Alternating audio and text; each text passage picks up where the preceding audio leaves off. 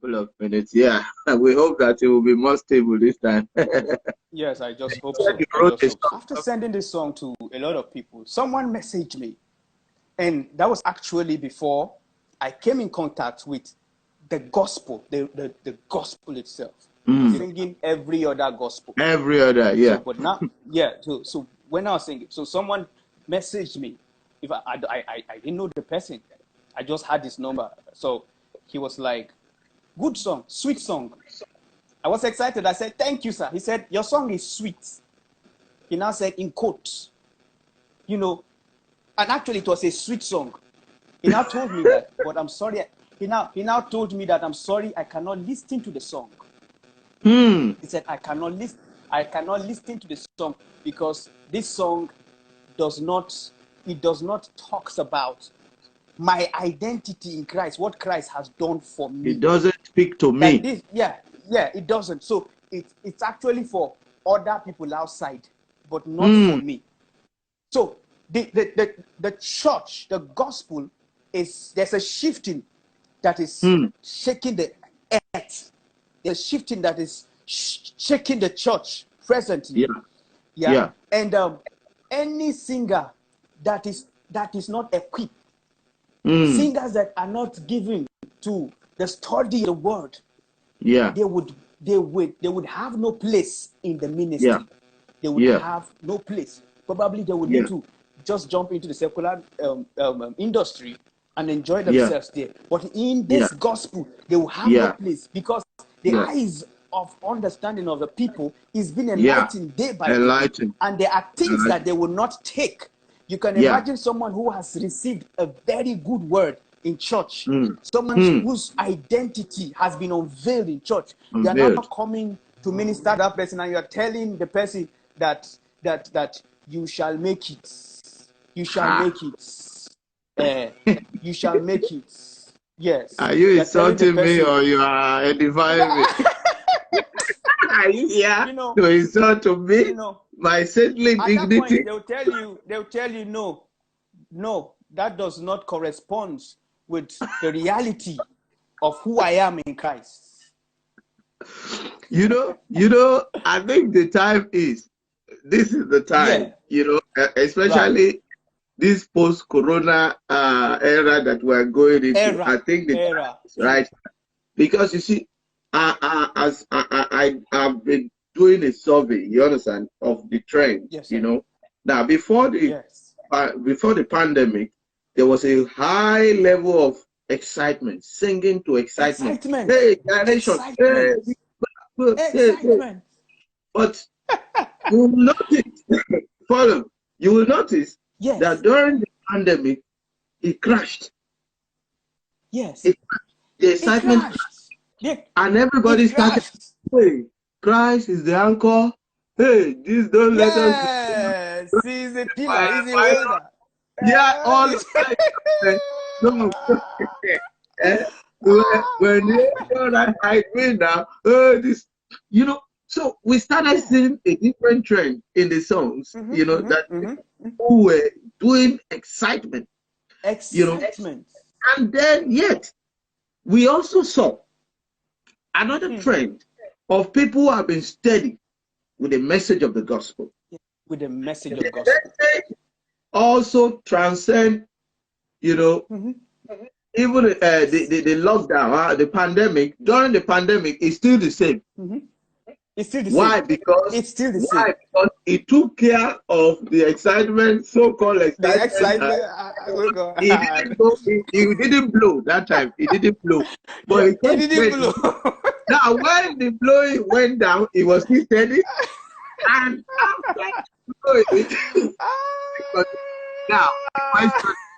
the question is, after this pandemic, what do you see? Is this excitement blowing? Is it going to come back? And that's what I believe is happening to people right now. A lot of people are reflecting. A lot of people are really researching. A lot of people are really... of research is going on right now. Working things that is not... So tell us now, what do you think after this pandemic in terms of the trend of the gospel? A lot of shifting is taking place. And the whole false excitement, false excitement, which is a representation of songs that are sung to God. Songs that are sung to God. To God. To God. To God. Which is also a reflection to God. Which is also a reflection of those things that happened in the Old Testament. Because in the Old Testament, they were sung to God. Yeah. Yes. So they were sung to move God. They are sung to attract God's attention. When you are in church and they sing such songs and you don't dance, you don't shake your body, you don't scream, you are not excited, you feel you have not appeased the mind of God. You have not done enough to attract God's attention. So basically in the church, the whole excitement, that was the false perception they gave the church. That if you don't do this, you are not going to get God's attention. If you don't scream loud, you're not going to get God's attention. You know, but right now we know that we are the worship of the Father. We are the worship of God. We are right now. We are the worship of the Father. In us, He is glorified. In us, He is glorified through Christ that is at work in us. So when God sees us, He sees worship, and He's excited. He's glorified. He's glorified. So you don't need anybody to come and shake you, tell you the walls of Jericho fell down flat. The walls of the children of God are praising the Lord. Jericho since when? The time of the thing that who rebuilt it? That's the question. who rebuilt it? It collapsed. Who rebuilt it? I wonder. Okay. This whole excitement will not be there anymore. Let's take this thing slow, okay, so that we don't lose. Now we have established, okay, that the gospel actually begins from the resurrection and what the 3 days, death, burial, what it brought for us, and we have itemized them.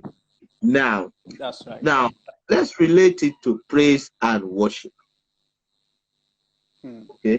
Now, we have that mentality. That word praise and worship came about in the early 80s or late 70s, early 80s. There was never anything, not in the Bible. You understand? As in that coinage, praise and worship, as something we do. It was in church, singing together in service. It wasn't at that coinage, they just brought it in as a way of commercial appellation.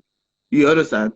To our in fact, before then, it used to be congregational singing, and that is where, that's where we have all those hymns, traditional hymns. Where we do congregational. But later they said, congregational. All this stand up, sing, sit down, sing another, stand up, sing another hymn, sit down, talk a bit, sing. Let us have an uninterrupted flow of songs, And so what should we call it? Praise and worship. Now, the intention wasn't bad, okay, but over the years we saw that it degenerates totally, and it was, in fact, right now it's an abuse. Okay. Yes. Now I want to, in the light of the gospel, what is praise and worship? How do you do it? How, in the light of the gospel, how should it be done? Now, I really have not seen any line of demarcation between praise and worship, because praise is worship and worship is praise. We were made to believe that the faster the song, the more praise the song is. If the song is slow, then it's worship. So each time we come to church, we always know that praises is what precedes worship. Mm. Of which I think there's actually something wrong with that. There's something wrong with that. And most of the times when we just come, it's just all about the mood. Just about the mood. We sing the mood. And trust me, most of the songs, they don't even cross the roof. Why? Because they don't even explain. They leave the believer confused.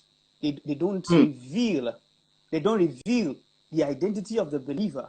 Because basically, worship in the Greek terms means to approach, to come before, to approach, to come before, to approach, to come before.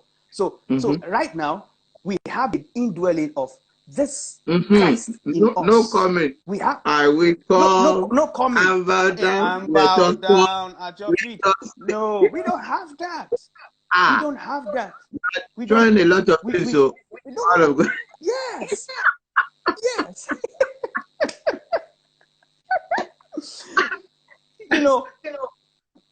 So basically, worship is the verbalization of our reality in Christ. Each time we stand and we verbalize our reality in Christ through singing, we are worshiping God. We come, Father, thank you for making me just like you. I am the blessed of the Lord. Jesus. I am saved. I am justified. That is worship. But that is worship. Man of God, these are not sweet. They don't, these things are not going to be sweet because, they say, let us invite our anointed ministry who will take us to the presence, who will bring the presence of God down. You are going there to say, I am. Who will bring the presence of God down? Who will bring it? And you are going there. How will you do that? I feel the presence of God here. They have just introduced you, that you are bringing down the presence of God. At the same time, you are taking the people into the presence of God. So how will you start? Into the presence. How will you start?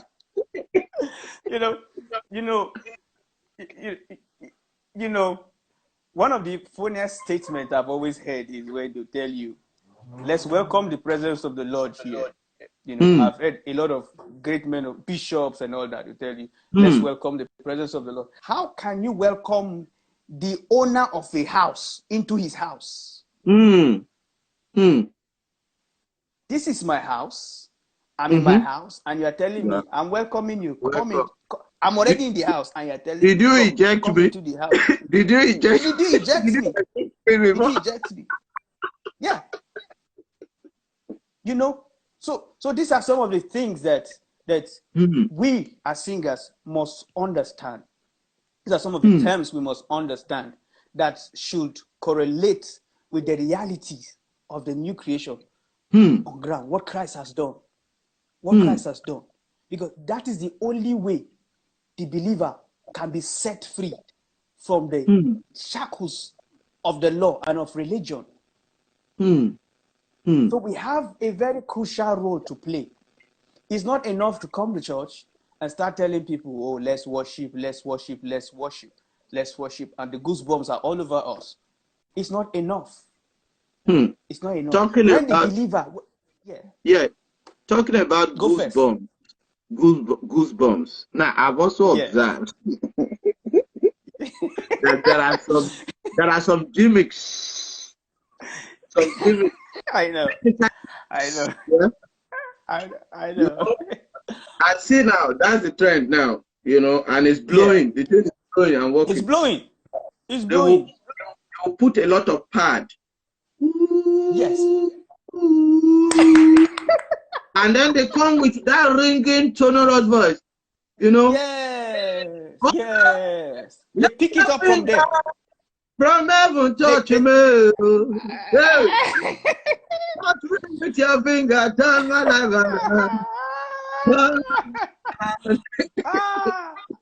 Please. And Pastor. Yeah. All the time, most of the times in church, people feel that the feeling is the tangible presence of God or the Holy Spirit in a place. But the truth of the matter is this: the presence of the Lord is not a feeling, it's a knowing. If you're talking about feelings and response, sensations, if you're talking about all those things, you can find them when what's this? Michael Jackson. When you listen to Michael Jackson, when you listen to jazz musicians like Yanni, who are the masters of strings, when they give you their strings, you find people crying, people weeping in a secular world. You understand? Those guys are good at it. They are so good at it. The anointing of they were slain. Yeah, exactly. Exactly. So that is enough to tell the believer that that feeling you are having is not enough to explain the tangible presence of the Lord. So the presence of Christ in you, it's a knowing. So once you understand and you have the assurance and you walk in the light of it, automatically your spirit, soul, and body resonates and embraces it, and you start walking in the fullness of it. So when we say praises go up, blessing come down. Blessings come down. Have you found that thing is in the Bible? It's a big thing. That thing has blown. It's not in the Bible. Blessing goes up, blessing. It's not anywhere in the Bible. There are always to cajole people. To work on the psychology of people. To motivate them to give even against their will. To give, to work on their minds, And you feel, since the rain comes from heaven, since the rain comes from up, it means blessings will certainly come on my... That's thinking, anointing power, fall upon me from my head to my toes. Give me the power to do your will. Oh Lord, I pray. Songs like that does not reflect. So you can easily know that person missed that Bible study where they said that you don't sing to get God's blessing. You sing because you are blessed and you exhibit that blessing. Exhibit that blessing. That is why they fail to understand. And trust me, if most singers are going to give themselves to the study of the New Testament, you can never write amiss. You can never write wrong. Your lyrics can never be wrong.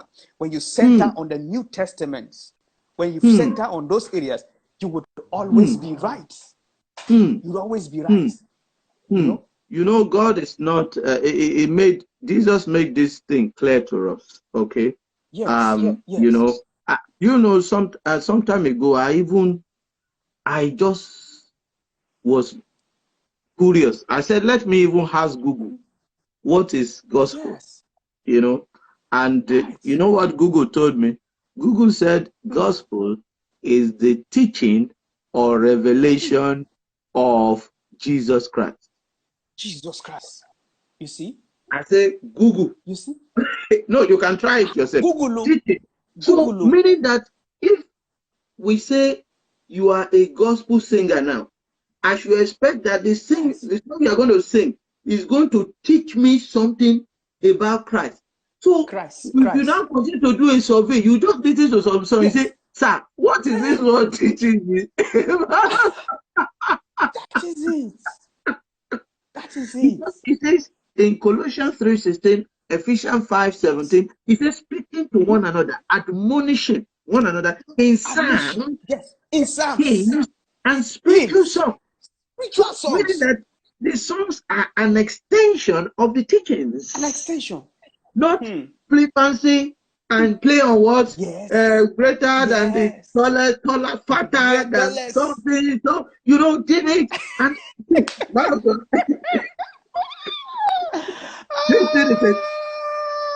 this is a serious thing.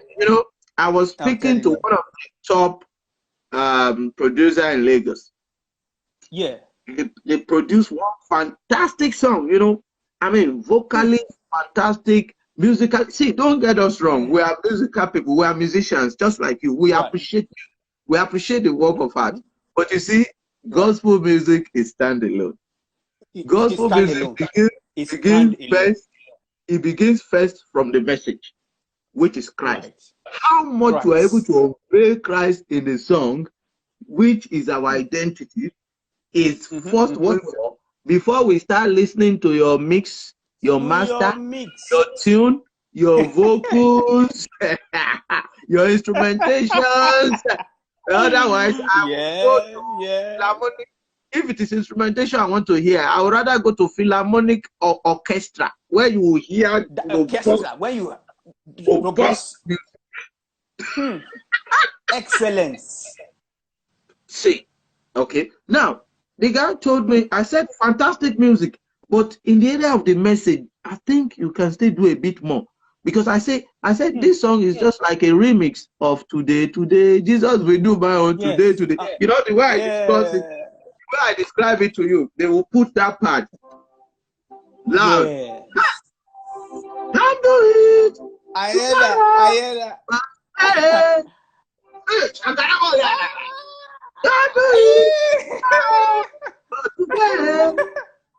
What you promised yesterday, you will surely do. Don't do it. Incantations. But today, and the guy told me that. What do I mean?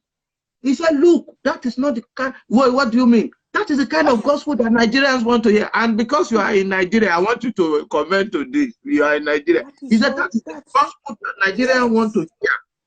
He said, whenever they do that song, people are rolling on the floor crying. Please, man of God, what is going on in Nigeria? Tell us. Now, you know, man of God. Yes. Basically, Nigerians like songs that talks about their problems. Hey! There is. They have suffered. They have suffered. Hey. So, now, man of God, imagine someone who had just lost his business and came in for a revival program, so-called, in quote, revival program in church. And you raise a song, putting the strings all together, the pad and everything. Yeah. Yes. Exactly. My Savior is here. He is here to answer you. My Savior is here. My Savior is here. Oh,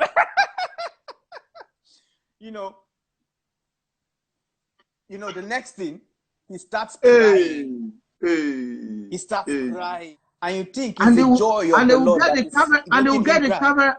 They will get the camera people to make sure they capture that moment. They capture that moment. Exactly. So, man of God, now when you upload such videos of people crying on Facebook, and people of similar needs, they say powerful, raw power. Where is the church? Please show me the church. They locate the church without anybody showing them the church. Yeah. And they join the bandwagon in the church. And that song will now blow. And that song will now blow. It will now blow. You know, a friend of mine, there was this particular song in Nigeria that went viral everywhere. You know, it was everywhere. So a friend of mine was listening to the song, and I asked her, "Why do you like this song so much?" She said, "I don't even know what they are saying. I just like the song. I don't even know. I just like the emotion in the song. I love the strings in the song. You know, I love the is it enchantment here? Is the incantation. Incantation. Sorry, that's the word. Incantation. That one too. It's a big business now. It's a big. If you don't know how to make incantations, you not make it. You know. Jesus. You know.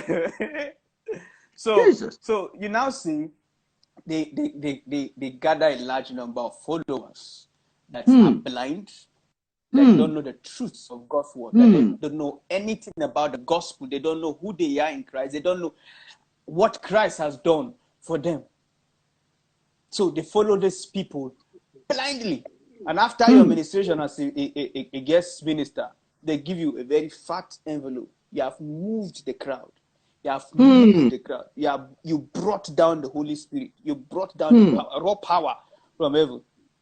You know, so it's pathetic. It's pathetic. And now, we are not, you know, we are not moved. No. You know, no. We are consistent. We are not moved. Why? Because we are consistent. Because even in the teaching, in the earthly ministry of Christ, there were moments he fed them. There were 5,000 people he fed, 15,000 people he fed, and all that. Yeah, but when it was time for the real word, the main word, only few people were there to listen to the word. Yeah, you understand? So you would always have this mass number of people that would be interested in the satisfaction of their needs, their problems, basically. Just as those people came to Jesus just for the fish and the bread. The fish and the bread, not the word. Jesus told them, he said, I know why all of you are following me. You are here because of the fish and the bread. The fish and the bread. So it is a representation of those same people right now. We have even in church that want to hear such things. There's another dangerous thing, you know. Yes. That experiential concept.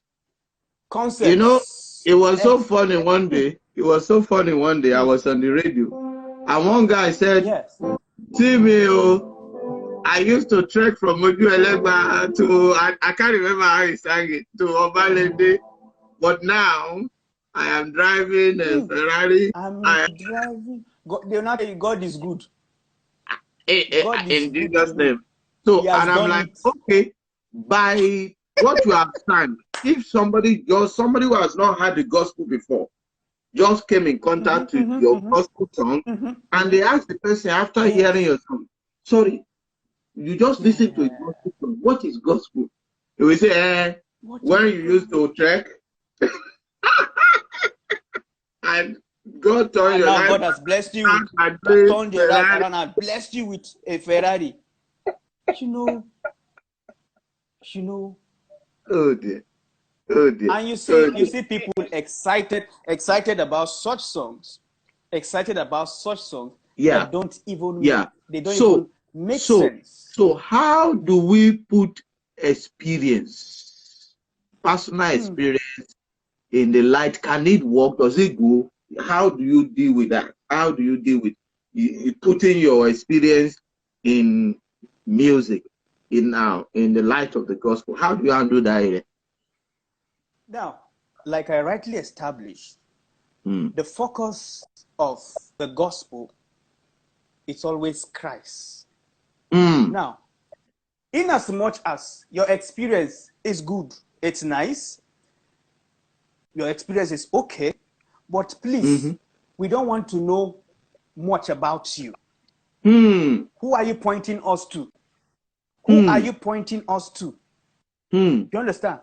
So that is all we want to know. After if you must tell us stories about you, let it be about how God has brought you out from a place of danger, from a place of shame, disgrace, into a place where he has set you free, a place free of fear, a place where you now know who you are and what he can do through you.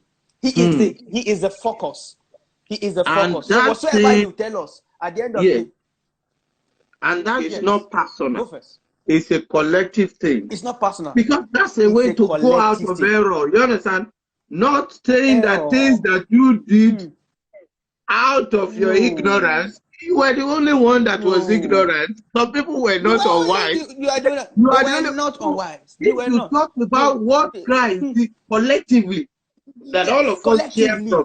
All of us. Were once lost, just like Amazing Grace. Once lost. Yes. But now we are found. So it is not exclusive to you. All exclusive. of us, and that's collective. one thing that we must also take cognizance of. Yes, that we very important. Very, very, very important. Collectively. Because if you say, I did, then that is you. That is you. Some people were you. at that level. That is you. I don't have any business with what you did. What you did, that was you. I was never there. So, and whatever is gospel has to connect all of us. It has to concern. If it is selective, then it is not yet the gospel. And that's what that's a very key point. Now, you see, we're just trying to highlight some of these things that is blowing, just to make the eyes of the people see these things, so that post-corona, they will know what is really the real deal and what is not the real deal. Now, there is another one that that is very common now.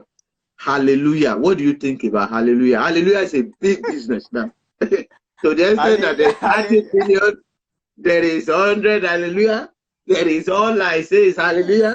Hallelujah. Hallelujah. It's a big business now. What is going on? Is hallelujah now bigger? Is it the message now? Please help us. I really wonder why people would shift focus from the main thing. And probably because we have a lot of hallelujah in the Bible. And that's why they would want to make use of hallelujah, hallelujah, hallelujah. Yeah. And they know a lot of people out there. Are very, they are okay, man of God, to start with, man of God, sorry, I caught you. To start with, what is hallelujah? Let's even begin from there. Hallelujah means in response. Okay. In response. Okay. Right on. And when you go to the outer world now and you tell them hallelujah, hallelujah, they just believe, okay, this song makes sense. So it has hallelujah in it. It has hallelujah. It will make sense. So let me listen. And there's another one. Hallelujah. Using hallelujah. Hallelujah. Hallelujah. Hallelujah. And it's not enough. It's not enough to say hallelujah. What are you hallelujahing for? You know, that song is not even a gospel song. It's a secular song. You see. I've listened to the song, and yes.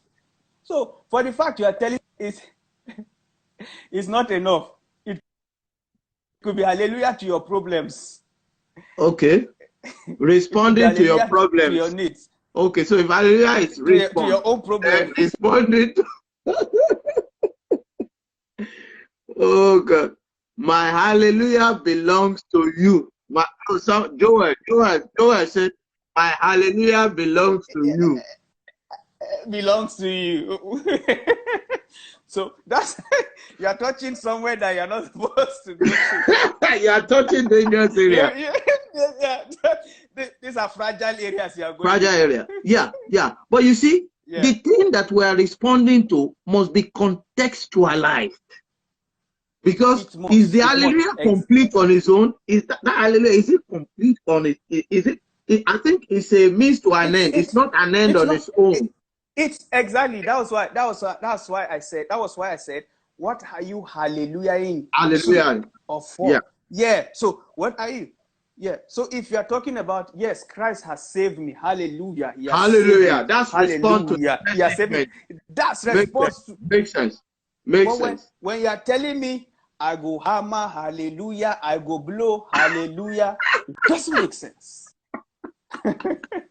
No, you see, the way to know some of these things is that you see that even the comedy skit, they are beginning to pick up some of these things. Just to tell, but you see, there are things they will not. They are picking it.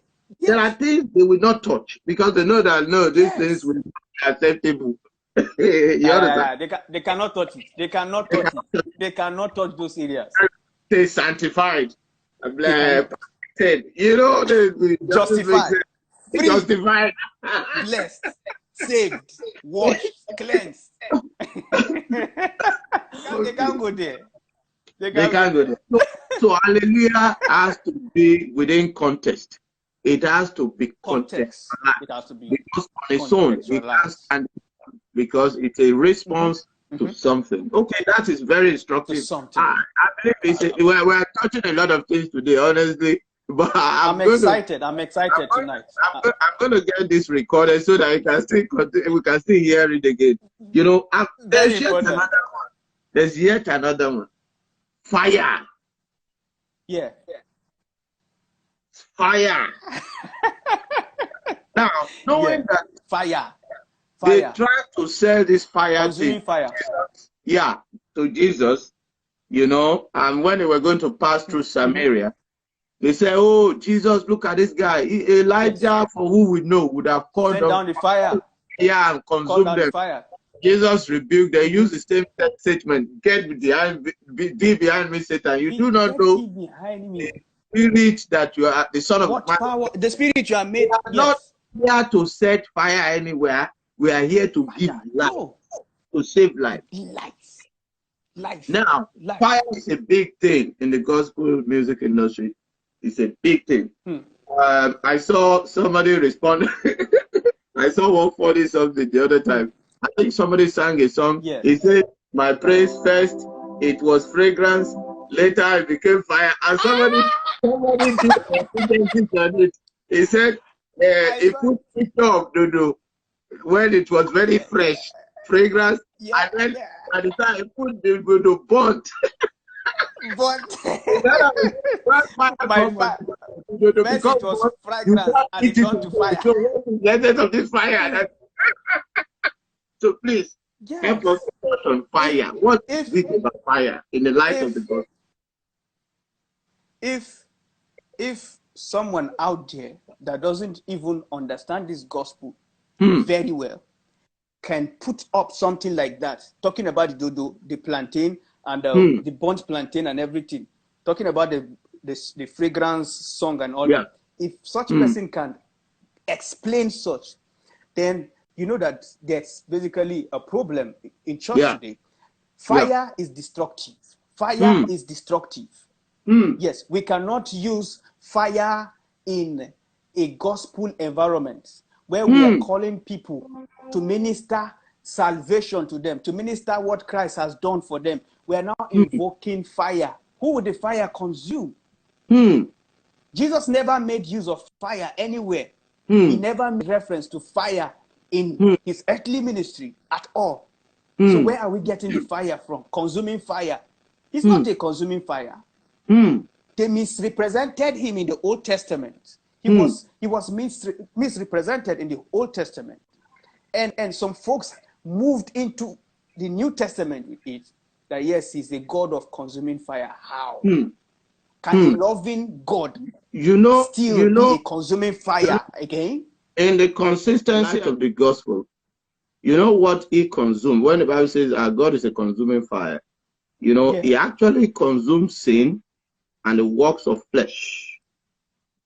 So that can be taken out of the way. So that sin will not be in between us and the Father. A barrier. Yes. You understand? Yes. And that has been done. Yes. Just like worship. Worship too has been done. Worship is sacrificing by fire, isn't it? Sacrificing. Yes. The sacrifice has been done. He himself offered himself as the lamb. He himself made himself. He himself received. He himself. It's been done. You understand? So now taking things that are already settled and making it a big deal, so that if you don't put fire, you will not blow. And a lot of people like hearing fire. They like hearing fire. Why? Because they have been made to understand that they have enemies. And because you are surrounded with enemies, you need this fire that will come down and consume your enemy. So you hear a preacher saying, any man that is standing on your way tonight, I rain down fire from above to consume him. fire. Everybody starts shouting. Sometimes, man of God, I mean, sometimes I wonder that it looks as if we go to the scripture to select, to autotomio. Autotomio. To select, to select things that has a reflection of our experience and background in our culture. Yes. And to magnify it. Because interacted with, you know, I live here in the UK and I've interacted with certain churches and all of that.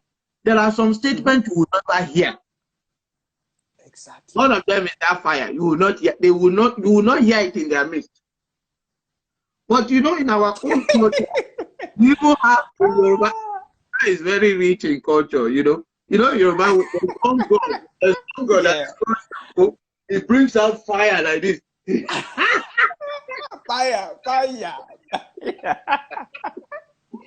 And you even see you even see people who will import some of the incantations of Shango and put it. Yes. No. You know, we just said it now that anointed dynamic now must be with plenty of words, must be with plenty of all those things that you conjure that you cannot baseline. You ask, what's the meaning of this one? Where can we find it in our identity? You understand? So you know, so that's one thing that I've noticed. But you are within the setting. You can say more because now I've noticed. You know, you are from the northern part of Nigeria. Now look at it as well. In the north, I think maybe they have less of those things because, for example, the few gospel songs that I know in Hausa, they are just they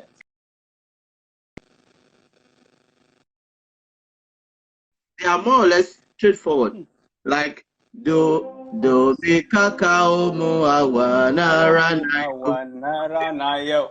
So yes, yes, I like correct. Yes. So what is happening to our other something? Is it that we need to because it's as if when we translate the gospel into those language, the meaning changes. How? What happens? What happens? How does that happen? Because that's what I've noticed. How does that happen? I know you are also setting, maybe you know, but maybe by the time I get one of our Yoruba people, they'll be able to do voice or that. But I think we will come back. We cannot finish this topic. About gospel music because now Corona, you know, people are getting ready for the post-Corona world, and they are processing. They are reflecting in a whole lot of things. All the excitement they are reflecting is gone down. They knew that, you know, I put out a post. I said, singing to excitement will only make you a weakling in the day of trouble. But singing to edification makes you master over circumstances. And that's what we saw. That's what we saw. Yes. We saw that a lot of them they are changing the songs now. They are now focusing on the real thing. They're changing the songs too. They're on the real thing. Out of panic, and people are watching. They are saying that okay. Out of panic, because they are also part of the problem. Yes. They're part of it. Yes. So, man of God, I will let you go. We are going to have this again, because I see a lot of things to touch on. A lot of things. A lot. We have a lot. We have a lot of things to correct. Because you see, why we're doing this is that if we do not come out, our being silenced is compromise. It's compromise because average people sincerely cannot even tell what is the gospel when they have not even heard. When all they hear is this all these things that has blown. Thank God, we are not consistent, all right? But if we consistently push out the cross of the gospel, which must be reflected in our song, which is salvation, which is through Christ, through Christ. Christ Jesus, you know, the people gradually, steadily, slow but surely, they will get it. And when the more they continue to get it, the more we have people who are sound, you know, sound and rooted in the gospel. And then the more they will continue to embrace songs that are new creation songs. You understand? New creation songs. Creation song becomes louder. Because it becomes louder, you know. So thank you very much. It's been an explosive time. It's been an explosive time. I had a nice time. I'm so excited. Yeah, we'll do this again. We'll do this again often. Anytime. Let's keep sharing. Anytime. Let's keep sharing. Yes. More people comes on. We won't get tired. We won't get tired. That's all right. That's all right. We won't get tired. That's all right. Thank you very much. Thank you so much. Thank you so much for this opportunity. Yeah. Thank you. My regards to Mama. Yeah, they were here. Thank you very much for those of you who have been here. Moving Train. Thank you so much. You said sincerely enjoyed myself. Please do it again, sir. Yes, we will do it again. And thank you for staying with us all the way as well. Joel Redefined, thank you for staying here. We saw all your comments. We really appreciate. We believe that you are edified today. We believe that you are edified today. So let's keep writing those songs. Let's keep rewriting those songs. Let's keep pushing out that message of the gospel, which is Jesus Christ, the risen Lord, and we in him. That's the same thing we sing as praise and worship. Is the same thing that is our edification. Is the same thing we sing when it's going good, even in times of trouble. It's the same thing we sing. So it's a consistent message. A consistent message. And that is the song that is able to save. When people hear them, when people hear our song, they don't need to go and look for gospels differently. Even from the song, they are getting in contact with the message. They are getting edified. They are edified. They are getting saved. Yeah, because it is a message that gets you saved. So if they can hear the message within the song, why should you wait until you listen to evangelists? No, even from the message, from the song, you can get salvation, you know, because the message is right there in the song. Thank you very much, Dan Tutu. We really appreciate. We really appreciate. Thank you, sir. If you are still there, thank you so much. So till we come your way again, we'll always let you know. We'll always put the information out as to when we're going to have this chat. We need it this time around for such a time as, because a lot of people are confused. They don't even know what it really is, the gospel. All right, thank you very much. For now, next time, thank you. Bye. Bye. Yeah. Bye. Bye. Bye.